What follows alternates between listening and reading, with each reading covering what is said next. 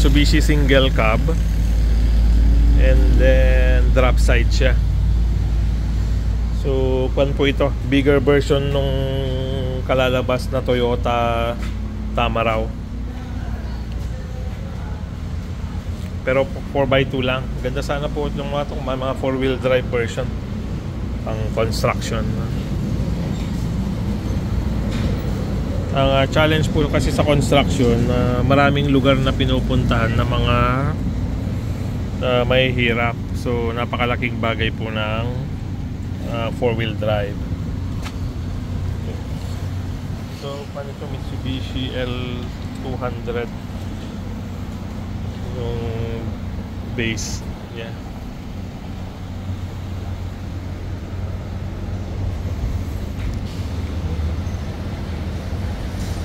Ganda rin po, pang light duty.